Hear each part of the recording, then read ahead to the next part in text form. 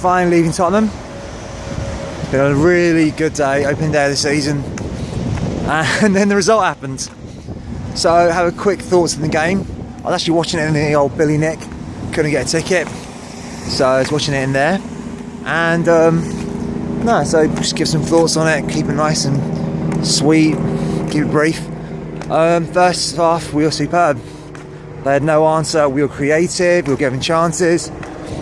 It wasn't a bit of a work in progress. I mean, for some reason, Christian Eriksen was playing passes to the left-hand side, and I think he thought Rose was going to be taking advantage of them, but it was Davis.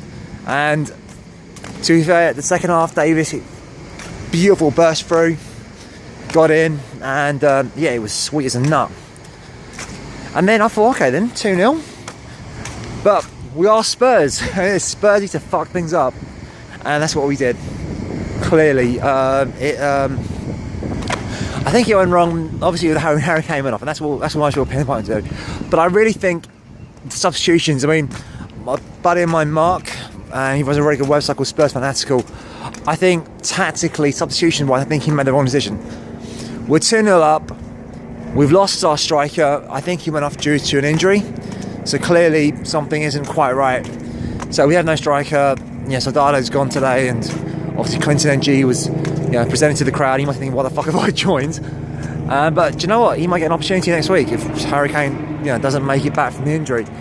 And then they were able to advance, and they kept, credit to Mark Hughes. He saw that, Arnautovic was given, he's a very good player as Arnautovic, and he was giving Walker not fits, but he was causing him problems. He overloaded him, and this is, I think, were two errors here. First of all, take off Kane. I can't say bringing Lamella. We need a striker. I would have just put Chadley up front. I would have brought another defensive midfielder on there. Got a protected lead, 2-0. And I would have had, say, someone like, Tom Carroll, or, maybe even Dele Alli, just on that side, just to provide a body on that box. So just stay there.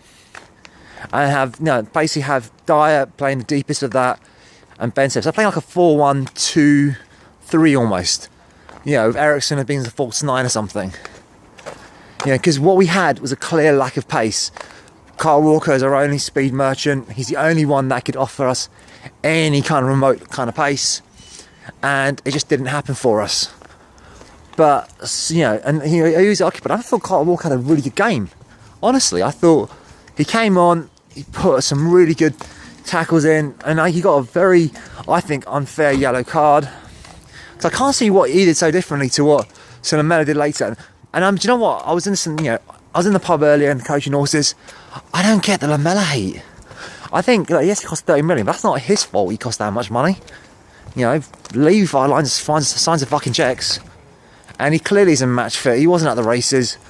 And it's difficult because nobody was making that run in. What a striker does, it gives you a focal point to your attack. What Harry Kane does is what Ali Boyle used to do for us when back in 11-12. He gave us a focal point. He gave us a way to attack, a structure. The way I like to think of it, it's like a jab. Harry Kane having him there gives you a really good jabbing option, and that gives you the ability to work your range, work your distance. There, we're just fucking throwing haymakers, and then your boxer will tell you a jab. The jab is a good woman.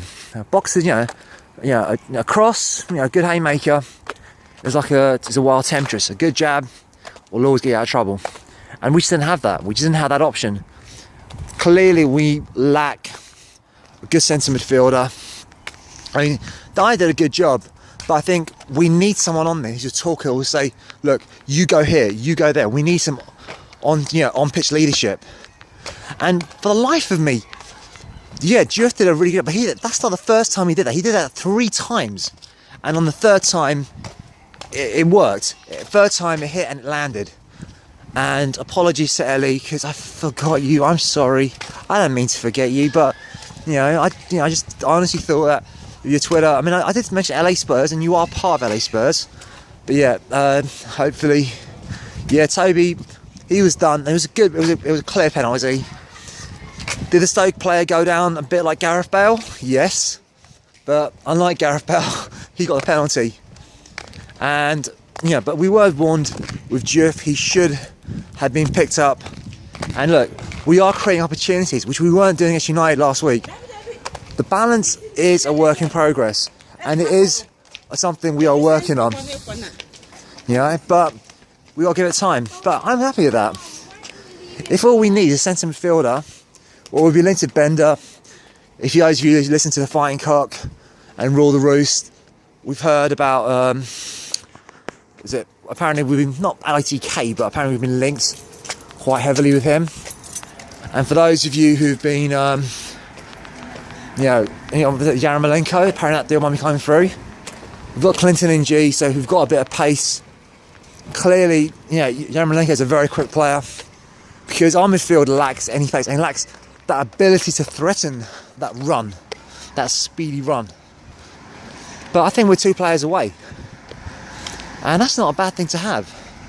Yeah, it's frustrating, and I know 2-0 we fuck it up. That's just Spurs' way. But you know what? Spurs' way was excellent today. I miss jiu-jitsu, training with my guys, training with my teammates at Mill Hill. Give a shout out to Mill Hill, who most of them don't even like football. But I'll be fair, it was one of the opening day of the season.